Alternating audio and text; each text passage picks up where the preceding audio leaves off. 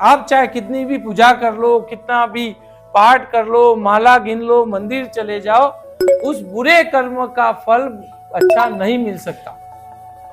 अच्छे कर्म का फल अच्छा मिलता है, बुरे कर्म का फल बुरा मिलता है। इस बात को हमेशा में ध्यान रखना चाहिए। एक सेठ और एक सैनिक की कहानी। एक विराम नाम का एक लड़का था जिसके पिता की मृत्यु हो गई।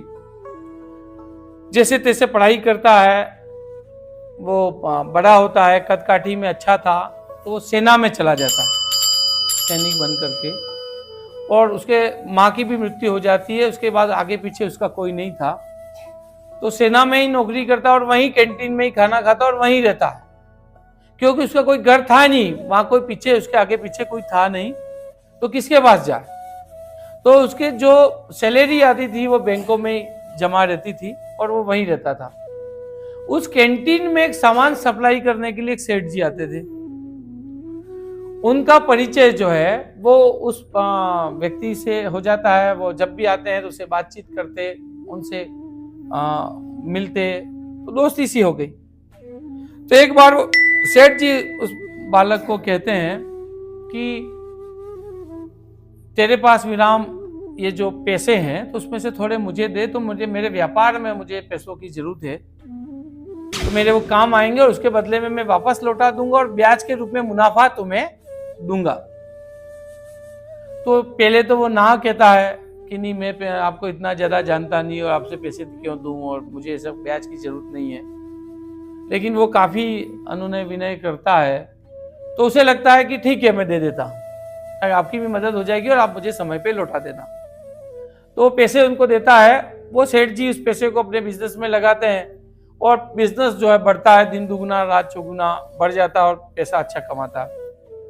तो सेठ जी के मन में खोट आती है, क्या इसको पैसे की क्या जरूरत है, इसके आगे पीछे तो है ही नहीं कोई, अभी पैसे देने की क्या जरूरत है। तो पैसे देने का प्लान नहीं करते। उसी दौरान क्या होता है कि युद्ध हो जाता है सीमा पर, और सैनिक की ड्यूटी लग जाती है वहां सीमा पर। वो सीमा पे सैनिक चला जाता है और वहां एक दिन वो अपने घोड़े पर बैठ करके वहां राउंड कर रहा था, तो वो घोड़ी जो थी वो बिदक जाती है, बिदक करके सीमा पर चली जाती है भाग के। और जैसे ही सीमा की जो दुश्मन देश की जो चौकी थी वहां तक पहुंच जाती है, तो दुश्मन देश के सैनिक जो है उसे गोली मार देते हैं और वहीं गिर के वो मर जाता है। घोड़ी भी वहीं गिर के मर जाती है। जब ये सूचना वहां कैंप तक आती है, सेठ जी तक सूचना मिलती है, तो सेठ जी वो कैंप में तो थोड़ा सा मायूसी और बच्चा आदमी था और ये मर गया और अच्छा नहीं हुआ और इस तरीके की बात करके अंदर ही अंदर खुश थे कि उनके पैसे वापस नहीं लौटाने पड़ेंगे। वो घर आकर के खुशियां मनाते हैं, मिठाई लाते हैं, मिठाई बांटते हैं, वो कहते हैं हमारे तो पैसे बच गए।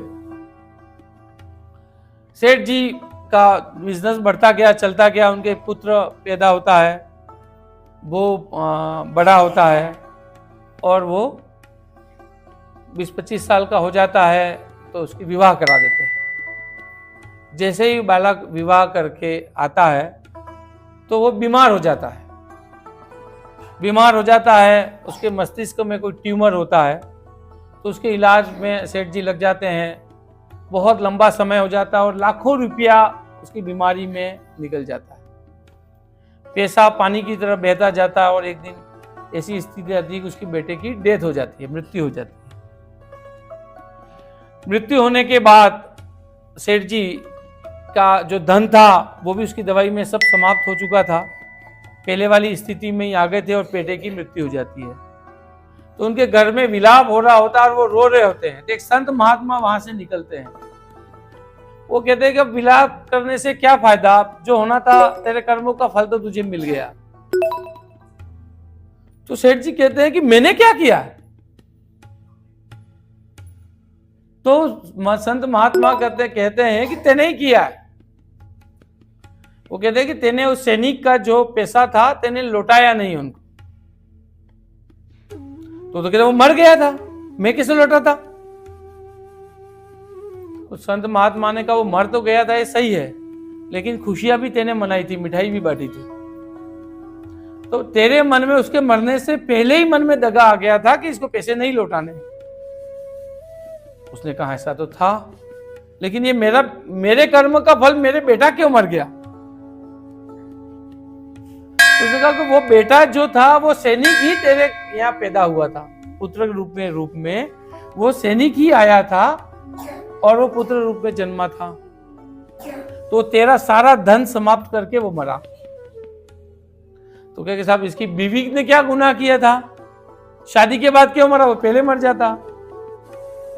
तो महात्मा ने कहा कि वो इसकी बीवी जो है वो घोड़ी थी, उस घोड़ी ने यदि वो वहां लेके नहीं जाती तो वो मारा नहीं जाता, तो घोड़ी विदेक करके उसको वहां लेके गई, इसलिए वो मारा गया।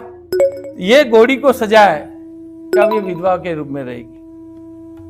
तो कर्मों का फल तो यही मिलता है, इसलिए हमेशा हमें कोई भी कर्म करते समय इस बात का ध्यान रखना चाहिए कि हम सत्कर्म ही करें, सत्कर्म के अलावा कोई गलत कार्य नहीं करें, इस बात का हमें ध्यान रखना चाहिए।